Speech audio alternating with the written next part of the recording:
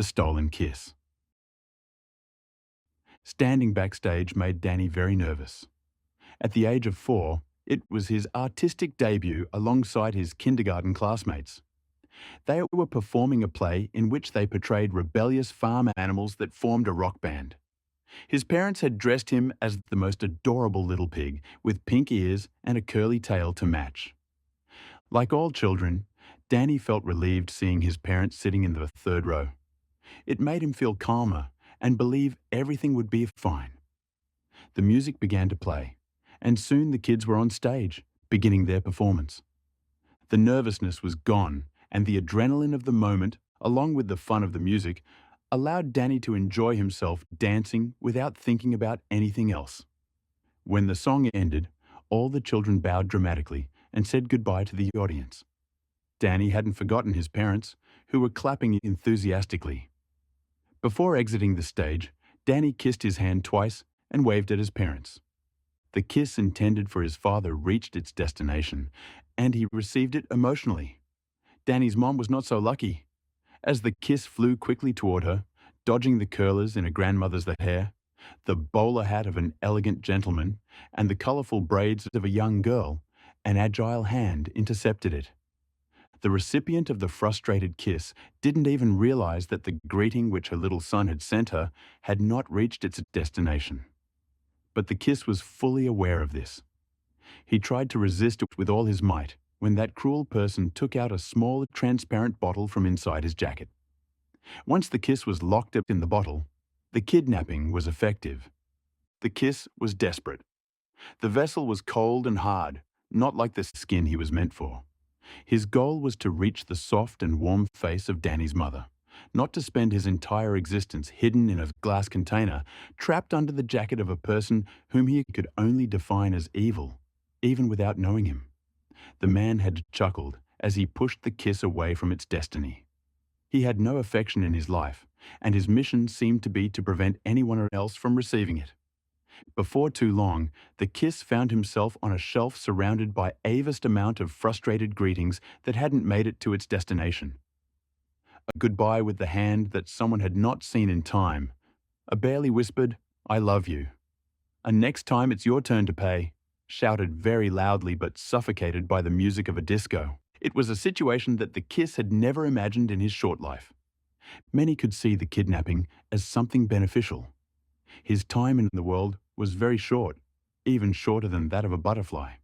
His life would have consisted only of detaching himself from Dani's lips, traveling through the air to reach his mother, and automatically ceasing to exist the moment he touched her skin. This was not a nice fate for a kiss like him, sentimental and affectionate.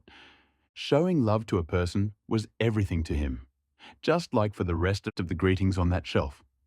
Some of the other captives were already tired, discouraged, and without hope of ever getting out of the captivity the thief of affections had subjected them to. Others, more recently deprived of their liberty, were still writhing, struggling to escape that grim reality. The man who had brought them to this situation sometimes passed by and reveled in the knowledge that he had robbed other people of their happiness. Inspired by its recent freedom, the kiss tried to persuade everyone that their situation was heartbreaking and that they had to do something to change it. They could not consider their lives lost. They had to risk everything to fulfill the purpose for which they had been created. A few appeared motivated, fidgeting in their jars, but overall the greetings looked resigned to their fate.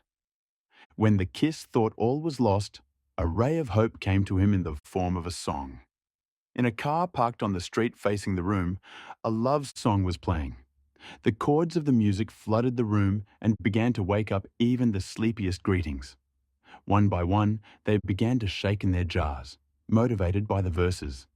They all knew that this was not the place where they belonged. There were people waiting for them, people who had failed to receive the tokens of affection from their friends, family, and lovers. It was time to reclaim their lives, to escape from that prison, and give those who deserved it the love denied to them by the thief of affections.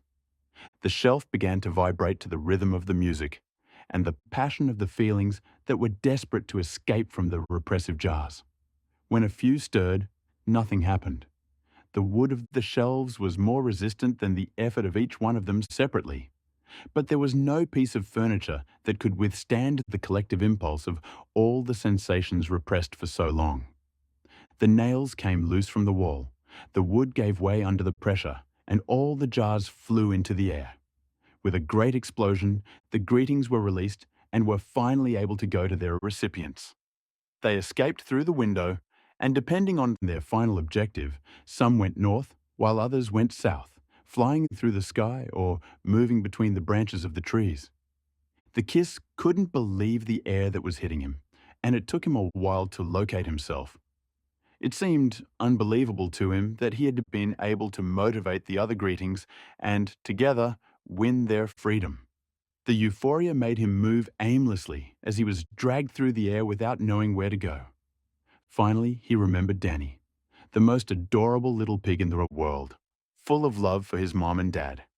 Thinking of her and the love she had never received made the kiss remember his mission in this life and head to her final destination, Dani's mother's cheek. The kiss flew between cars and houses, slipped through people's hands, and collided squarely with birds and butterflies. He observed the world from the sky's summit and at ground level. An instinct stronger than anything guided him. The affection a child has for his mother guided his path until he arrived at a small house with an orange tile roof. Under the moonlight, he saw an open window letting in the summer breeze. With great caution, the kiss entered Dani's parents' room, where they both rested in a large bed.